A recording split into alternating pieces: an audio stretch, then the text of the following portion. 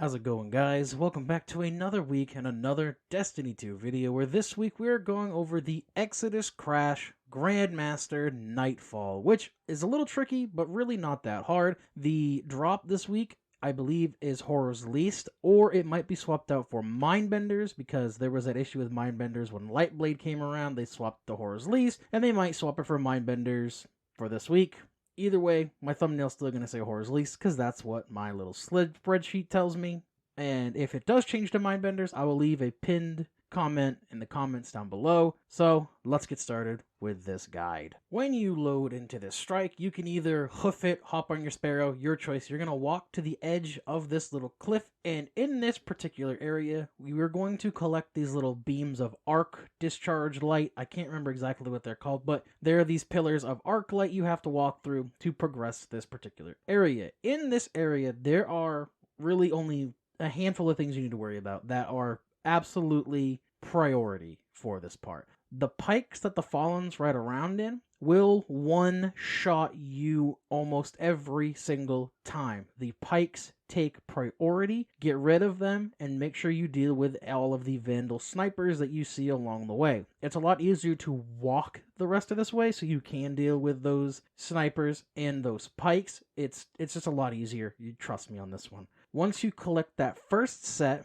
of arc pulses, there's going to be another set of arc pulses that's going to take you up to the next little area. There's going to be a fallen pike here, some shanks, more snipers. On the right-hand side of this area, up on like the cliff where you need to go, there's also going to be snipers. Take care of them, because again, they will absolutely obliterate you, and they can flank you when you go up around to go through the fallen barrier. When you collect the arc pulses, that's when you're going to go up there. There's going to be an overload champion here, as well as a bunch of ads. Take care of the ads. It's one overload champion, so it's not going to be that bad when there's 3 of you, and you're going to move past this fallen barrier. Once you're past that fallen barrier, you're going to be met with a few more ads, an overload champion, as well as some of these fallen trip mines. Take care of the overload and the ads, move forward, and this little hallway that you're going to deal with is where the trip mines are going to be. You can either shoot them to take care of them, or send someone forward to be the sacrificial lamb, res them, whatever you need to do to get through this part. There's going to be an overload champion waiting for you at the end of this hallway. Beat them, and you can move on to the arc plate section of this strike.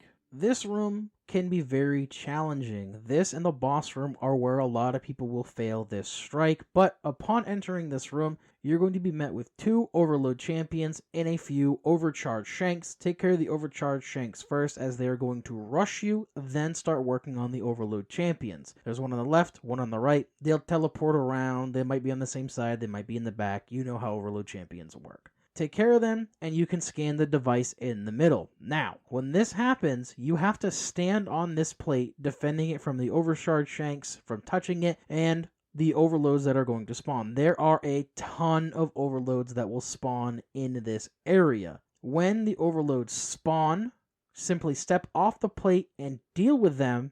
Once the room has been cleared, you're going to step back on the plate and repeat the process. When you get to 50%, 2 anti-barrier servitors are going to spawn in. Deal with them, and I believe more overload champions are going to spawn. Once you defeat them, you can finish out the rest of charging this particular plate. Also, beware, while you're doing this, even more overload champions are going to spawn. I think there's like 9, 10, maybe 12 overload champions. I didn't count them, and I really don't want to, because there is a lot. Once you deal with all of these ads, the fallen barrier is going to fall, and you can hop on your Sparrow to go through this little hallway. The next encounter of this particular strike works a lot like the Disgrace did when there is a public event zone. There are 2 public events that can spawn here. There is the Servitor, the Ether Servitor, whatever you want to call it, and the Vex Spire one. The Vex Spire one you can avoid very easily. However, if you get the Servitor one, be prepared. This thing hurts really bad, and it's right where you need to go to get some of these arc pulses that are going to spawn. On the flip side, though, there can be a rally flag here that can give you your ammo and your supers back, which again is really nice. So just be mindful of that coming into here. If you do get one of the public events, just try to stay clear of it the best you can while collecting those arc pulses. And once you've collected all those arc pulses, you're going to move on to the next area, which includes a walker tank. When you go into this area, hop on your sparrow, and you're going to hang a hard right and stick to the right hand side of this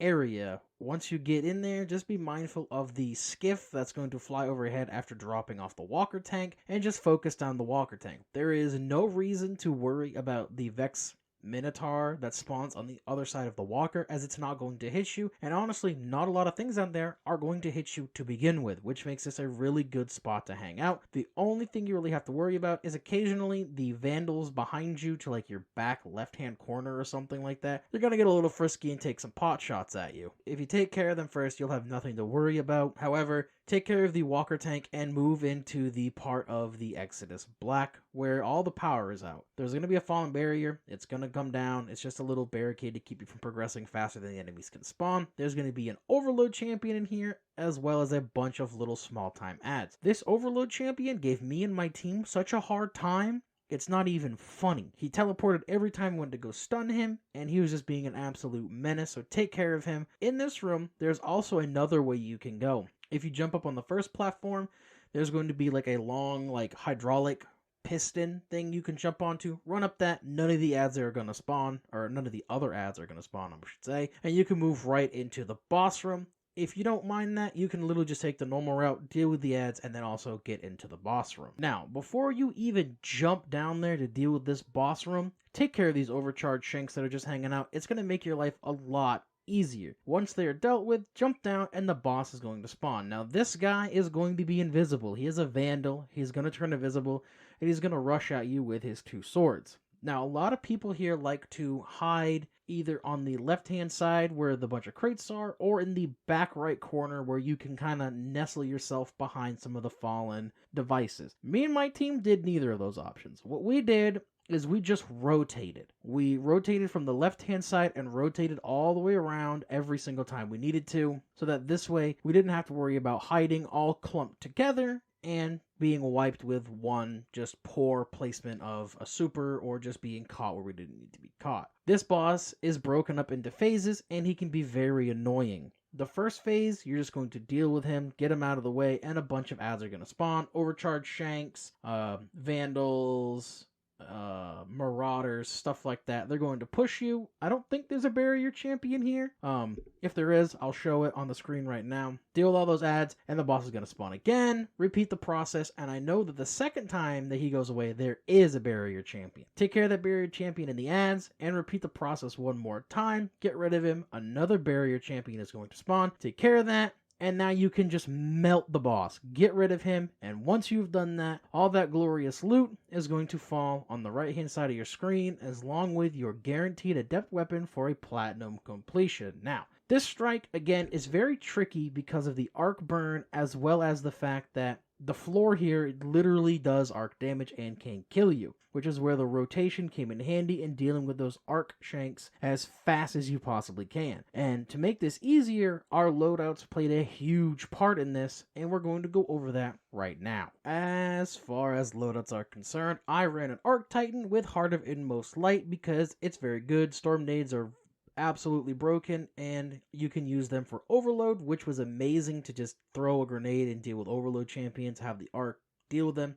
Really, really nice. For weapons, I ran Wish Ender for anti-barrier. For Barents, which is the Valor Disciple grenade launcher, just to deal with ads. Wave frames are amazing for this. And Sail Spy Pitch Glass for my DPS option. I am in love with this particular linear fusion rifle. It has become one of my favorites. It's amazing. Mods, Elemental Ordnance, Elemental Charge. Throw a grenade, get a kill, become charged with light. Seeking Well so they chase you. Bountiful Wells to get 2 to give you more of your energy back. And Firepower so we can spend those stacks of charged with light to get more grenade energy back for us to just keep throwing more storm grenades. The next loadout we're going to look at is a Night Stalker Hunter running the Deadshot Super with Aeon Swift. So this way, Deadshot deals with ads very easily, clumps together, spreads damage, amazing. And Aeons because, like I said, there are a ton of champions in this particular regular Nightfall, get your ammo back, and just dump it into whatever you deem necessary. For weapons, he ran Arbalest for anti-barrier champions, Funnel Web for good ad clear and synergizing with his Void subclass, and Reed's Regret for his DPS option because honestly, even though it does not match our particular arc burn, any linear fusion rifle is amazing to deal with bosses and champions right now. For mods,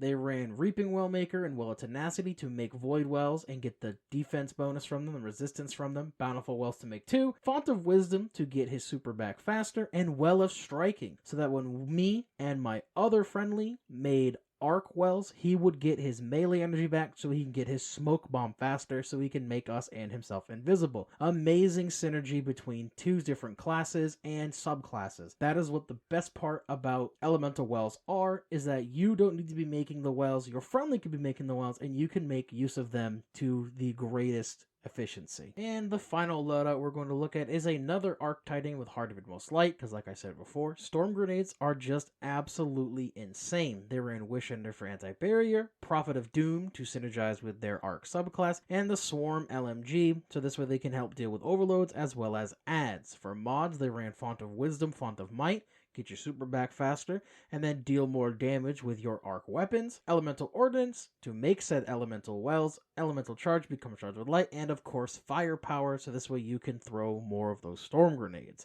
With that being said, that is the end of our video this week. Now, whether or not it is going to be Horror's Least or Mindbender's Ambition is yet to be seen at this Sunday evening at 10:50 p.m. We just don't know yet. So hopefully it's Mindbenders, because I never got one when Lightblade came around the first time, and I really don't want to farm Lightblade the second time just to get a shotgun that I might not use. So with that, I hope everybody has a great week, gets the loot they want, and I hope everybody will like, comment, and subscribe, because getting to 600 right now is a really feasible goal for the channel, and I would really appreciate that. So I hope everybody has a great week.